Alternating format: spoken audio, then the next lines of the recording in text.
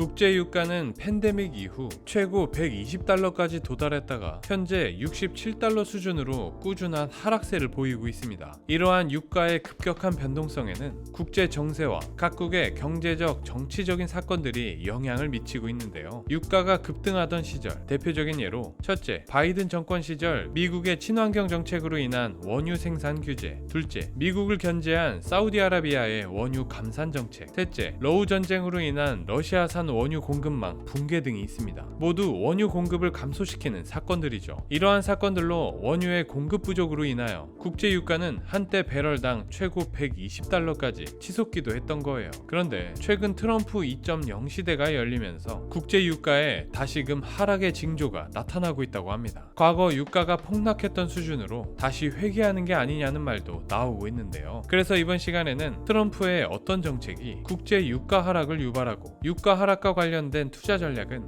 무엇이 있는지에 대해서 저와 함께 아주 쉽고 간단하게 알아보겠습니다. 가장 먼저 유가 하락에 영향을 미친 트럼프 대통령의 정책은 바로 에너지 정책입니다. 트럼프 대통령은 취임하자마자 유례없는 행정명령 서명식을 치르며 바이든 지우기에 나섰습니다. 그 중에서도 눈에 띄는 것은 지금은 국가 에너지 비상사태라고 선포하며 바이든 전 대통령이 추진했던 친환경 정책에서 벗어나 다시 화석연료 중심의 에너지 정책으로 돌아온 것이죠. 이와 관련된 첫 번째 행정명령은 파리 기후변화협정 탈퇴입니다. 파리 기후변화협정이란 지구 평균 기온 상승을 산업화 이전 대비 가능한 1.5도 이하로 제한하는 것을 목표로 전 세계 190개 이상의 국가가 맺은 협정이에요. 트럼프 대통령의 파리 협정 탈퇴는 지난 임기에 이어 두 번째 탈퇴입니다. 그만큼 그는 화석연료 에너지 사용에 대한 의지 표명을 확고히 한 셈인데요. 사실 미국은 어마어마한 산유국입니다. 하지만 다른 산유국들이 기름 부자로 불리는 동안 미국이 그럴 수 없던 이유는 생산하는 양 이상으로 소비하는 양이 훨씬 많았기 때문입니다. 영상을 보시면 아시겠지만 과거부터 미국의 석유 소비량은 석유 생산량을 훨씬 웃도는 것을 볼 수 있어요. 그로 인해 부족한 부분은 항상 수입에 의존해야 했습니다. 그러다가 2010년대 들어서며 석유 시추 기술의 발전으로 석유 생산량이 급격히 증가합니다. 오바마 정부와 바이든 정부 시기에 친환경 정책으로 인해 단기적인 생산량 감소가 있었지만 그럼에도 불구하고 발전된 기술을 바탕으로 석유 생산량은 지속적으로 증가했어요. 그리고 마침내 2020년대 들어서며 생산량이 소비량을 넘어섰고 이제는 석유 수입국이 아닌 수출국이 되었습니다. 이러한 상황에서 트럼프 대통령은 미국의 완전한 에너지 독립을 위해 파리 협정 탈퇴를 선언한 것이죠. 사실 이러한 수순은 어느 정도 예상되었습니다. 트럼프 대통령은 대선 캠프 때부터 드릴, 베이비 드릴을 외치며 화석연료 시추를 늘리겠다는 의지를 보였거든요. 그리고 이 의지를 반영하는 에너지 정책의 두 번째 행정명령은 미국 에너지 해방입니다. 트럼프 대통령은 이 행정명령을 시행하며 미국의 저렴하고 안정적인 에너지 공급 확보를 경제 안보의 기본 요건이라는 점을 강조했어요. 즉, 세계 시장에서 에너지를 중심으로 패권을 확대하려면 화석연료 생산량을 늘려서 에너지 가격 안정화를 이뤄야 한다는 것이었죠. 이 행정명령에는 많은 내용이 담겨 있지만 그중 가장 중요한 것은 화석연료 생산 규제 철폐 및 수출 확대입니다. 미국의 석유 생산량이 급증했다는 것은 앞에서 살펴본 내용으로 이미 확인했습니다. 이 석유 생산량의 국제 현황을 보시면 2018년 이후 미국은 일일 석유 생산량 세계 1위 자리를 놓치지 않고 있죠. 보시면 아시겠지만 과거 화석연료 생산 규제가 있던 시절부터 이미 생산량은 최고였고 최근 들어 석유 순수출량이 증가할 정도로 이제서야 숨통이 트인 정도였습니다. 여기에 트럼프 대통령은 화석연료 생산에 박차를 가해 에너지 가격을 낮춰 서민 물가 안정을 이끌어내고 나아가 전 세계로 수출하려는 계획을 갖고 있는 겁니다. 그리고 여기에는 트럼프 대통령의 또 다른 의도가 숨겨져 있는데요. 바로 러우 전쟁 종전입니다. 즉, 러시아와 브릭스에 대한 압박 메시지일 수 있습니다. 아니, 석유 생산량을 늘리는 게 러우 전쟁 종전이랑 무슨 관계가 있는 거야? 라고 생각하시는 분들도 계실 텐데요. 러시아 경제의 주요 수입원은 자원 수출에 있습니다. 그중 러시아의 원유는 세계에서 생산량 3위를 차지했을 정도죠. 하지만 지난 2022년 러시아가 우크라이나를 침공하며 러시아는 해외 국가들로부터 화석연료 수출에 많은 제재를 받게 됩니다. 미국도 러시아 러시아의 모든 석유 및 가스 수입을 금지하며 러시아의 자금줄에 압박을 가했습니다. 하지만 이러한 강력한 조치에도 불구하고 러우 전쟁은 아직도 끝나지 않은 채 계속되고 있어요. 이러한 답답한 상황에 트럼프 대통령이 러우 전쟁 종식을 위해 앞장섰습니다. 일단 트럼프 대통령은 석유 수출 기구에 석유 생산량을 늘리도록 요구하고 공급량을 증가시켜 유가 하락을 이끌어내려고 했어요. 이렇게 해서 석유와 가스 수출이 재정 수입의 절반인 러시아를 압박하겠다는 취지죠. 게다가 미국의 화석연료 생산 확대 방침에 대해서도 언급하며 이를 통해 석유 가격을 낮추겠다고 선언했어요. 그리고 결국 트럼프 대통령의 이 전략은 성공적인 결과로 돌아왔습니다. 석유 수출 기구와 동맹 생산국 연합인 오펙 플러스가 2022년 이후 처음으로 생산량을 늘리겠다고 발표했거든요. 이로써 미국의 석유 생산량 증가와 오펙 플러스의 석유 생산량 증가까지 겹쳐 석유 공급량 증가로 인한 유가 하락이 나타날 것으로 기대되고 있습니다. 러시아를 압박하며 전쟁을 끝낼 수 있는 카드가 오직 무력뿐만은 아니라는 것을 보여주는 것 같은데요. 그런데 이렇게 화석연료의 패권을 장악하는 것으로 과연 미국이 에너지 분야의 패권을 장악할 수 있을까요? 사실 대부분의 에너지를 화석연료로 생산하던 과거라면 모를까 오늘날에는 힘들지도 모릅니다. 이 화석연료만으로는 감당할 수 없는 분야가 있기 때문이죠. 바로 AI 산업입니다. 지금 보고 계시는 영상이 유익하시다면 구독, 좋아요 부탁드립니다.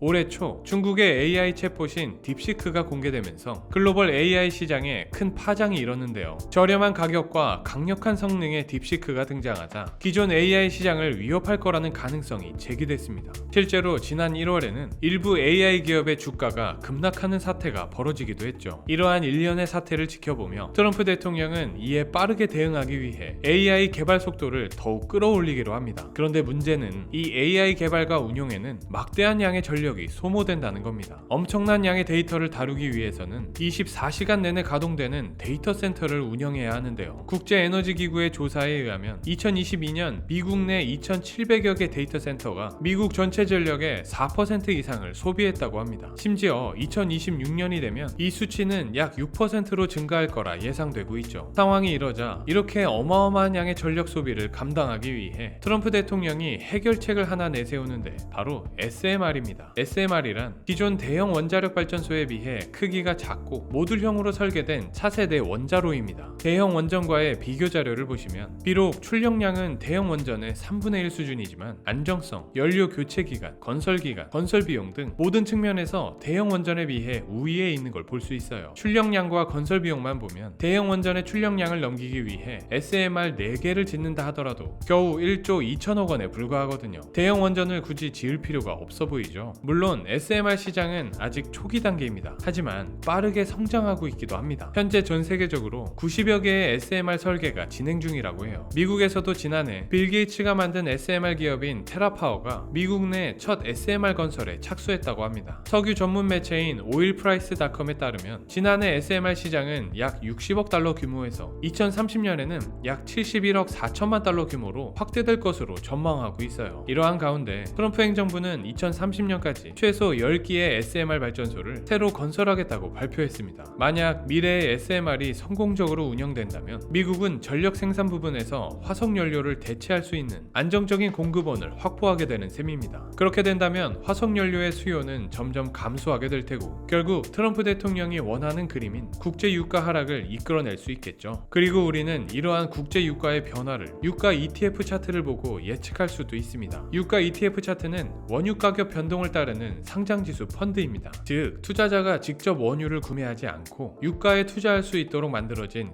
금융상품인데요. 쉽게 말하면 유가가 오르면 가격이 상승하고 유가가 내리면 가격이 하락하는 상품이라고 보시면 됩니다. 게다가 이 유가 ETF의 경우 현물이 아닌 선물 지수를 기반으로 운영되기 때문에 미래 유가 전망에 따라 가격이 변동되거든요. 국내 유가 ETF 중 하나인 코덱스 WTI 원유 선물의 차트로 기술적 분석을 한다면 원유 가격이 박스권을 이탈하여 하방으로 진행된다면 유가는 앞으로 하락할 가능성이 크다고 볼 수 있습니다. 그렇다면 이러한 예측 가운데 유가가 하락하면 각광받는 산업은 뭐가 있을까요? 이런 경우 석유를 사용하는 산업들이 직접적으로 혜택을 본다고 볼 수 있습니다. 예를 들면 항공업, 해운업, 플랜트업, 전력 관련 산업 등을 꼽을 수 있습니다. 특히 플랜트업 중에서는 석유화학 플랜트를 들 수 있죠. 유가 하락과 트럼프 2.0 시대의 에너지 정책과 맞물려 시추 시설이나 설비가 대량으로 증가할 수 있기 때문입니다. 유가 하락의 징조가 보이면 어떤 산업의 기업들을 유심히 보셔야 보셔야 할지 감이 오시죠? 그리고 오늘 영상을 정리해 보았을 때 앞서 언급된 산업들의 대부분에 참여하는 국내 기업이 있습니다. 바로 DLENC입니다. DLENC는 1939년에 설립된 대한민국 최초의 건설사로 주요 산업 분야는 건축, 주택, 토목, 플랜트 등이 있습니다. 국회의사당이나 올림픽 주경기장과 같은 시대를 대표하는 건축물을 건설해온 회사입니다. DLENC는 앞서 이야기한 트럼프의 러시아와 우크라이나 전쟁 중재로 인해 러우 전쟁의 종전 가능성이 증가하는 가운데 우크라이나 재건 산업에 대한 기대감이 커지며 국내 대표 건설사로서 수혜를 받을 것으로 보입니다. 그리고 DLENC는 2022년 일찍이 SMR 사업 진출을 선언하며 신사업으로 SMR을 집중적으로 육성하고 있습니다. 글로벌 SMR 사업자인 엑스에너지, 한전 KPS와 3사 간 업무 협약 체결, 사우디 해수 담수청과 담수화 플랜트의 SMR 적용 등 많은 국가와 SMR 관련 업무 협약을 이어가는 추세죠. 이 외에도 국내에서 SMR 시장을 빠르게 선점하며 SMR 분야에서는 국내외로 높은 영향력을 보이고 있습니다. 뿐만 아니라 DLENC는 석유화학 플랜트 분야에서도 두각을 나타내는데요. 국내 최초로 선진 프로젝트 관리 공법을 적용해 플랜트 건설을 성공적으로 완료했다고 해요. 이 AWP 공법은 글로벌 석유화학 회사들이 요구하는 선진 공법으로 글로벌 플랜트 시장에서 경쟁력을 크게 높일 수 있습니다. 이 정도면 국제 유가 하락이라는 키워드가 있을 땐 DLENC를 한번 떠올려 보는 것도 좋을 것 같은데요. DLENC의 재무제표를 살펴보면 연결 기준 2024년 연간 매출이 약 8조 3,200억 원, 영업이익은 약 2,700억 원인 걸 보실 수 있어요. 2024년 연간 매출은 전년 대비 4% 증가했으나 영업이익은 전년 대비 18% 감소했습니다. 하지만 올해 연결 기준 목표는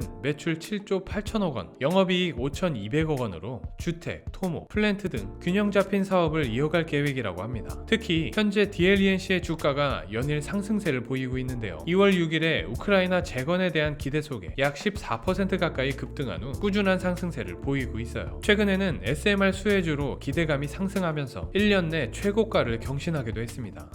지금까지 트럼프의 정책이 어떻게 유가 하락을 유발하는지와 이와 관련된 투자 포인트까지 간단하게 살펴보았습니다. 전체적인 내용이 유가와 관련되어 있지만 실제 수혜주로 꼽히는 건 건설업이라는 게 놀랍지 않으신가요? 이처럼 투자는 국제적인 정세가 국내 기업에 어떻게 영향을 미치는지 큰 그림에서 작은 그림을 보는 눈을 키우는 것이 중요합니다. 앞으로도 저희 지식세포와 함께 투자를 보는 눈을 키워가실 수 있으면 좋겠습니다. 오늘은 여기까지고요. 지금까지 지식세포였습니다. 감사합니다.